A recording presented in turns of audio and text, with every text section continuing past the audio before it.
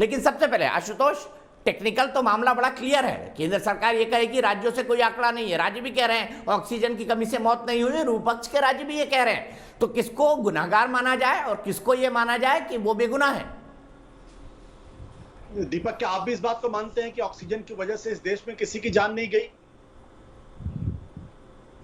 मुझे नहीं लगता है कि इस देश के राजनीतिक, मेरा यह मानना है कि ऑक्सीजन की कमी से मौत हुई, ऑक्सीजन की कमी से मौत हुई है, तकनीकी कारण नहीं बन सकता आशुतोष, ये आप भी जानते हैं, मैं भी जानता हूं। ऑक्सीजन की कमी के चलते आपका लंग फेल हो सकता है, हार्ट फेल हो सकता है, मल्टीपल ऑर्गन फेलियर हो सकता है और मौत का कारण वो बनेगा। तो अगर ऑक्सीजन से किसी की मौत ही नहीं हुई तो इतना हंगामा क्यों मचा हुआ? मुझे नहीं लगता कि इस देश के राजनीतिक दलों में, इस देश की सरकारों में और इस देश में किसी में जरा भी कोई शर्म बाकी है। जिस तकलीफ को इस देश ने 1.5-2 महीने तक पूरी तरीके से महसूस किया, हर आदमी को मालूम है कि ऑक्सीजन की कमी की वजह से लोगों की जान गई। अब आप मानना नहीं चाहते हैं तो ये सरकारों की बेशर्मी के ऊपर छोड़ दिया जाए। मैं तो ये कहता हूं कि अगर राज्य सरकारों की तरफ से ये रिपोर्ट भी आ गई कि ऑक्सीजन की वजह से किसी की जान नहीं गई, तो केंद्र सरकार क्या कर रही थी? केंद्र सरकार ने संसद के अंदर उस जवाब देकर जो रिपोर्टें आई, जैसा उन्होंने कहा, उसको एक तरीके से उन्होंने सैंक्टिफाई कर दिया, एक तरीके से उसको उचित ठहरा दिया। क्या इस देश की जनता का एक भी आदमी ये मानेगा? क्या इस झूठ को स्वीकार करेगा? ये किस तरीके की बात है? मुझे तो समझ में नहीं आती है। मुझे लगता है कि इस देश के राजनीतिक दलों में, राजनेताओं में, राजनीतिक सरकारों में किसी के अंदर अब कोई शर्म बची नहीं है।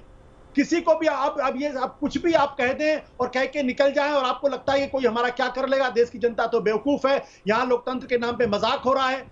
अगर ये बात है तो क्या कहा जाए? इसमें कुछ मतलब मुझे भी समझ में नहीं आ रहा, मैं कहूं तो कहूं क्या इस पूरे मसले पर? ये तो उसी तरीके से बात हो गई कि एक जमाने में बात हुआ करती थी कि इस देश में किसी की स्टारवेशन डेथ नहीं होती।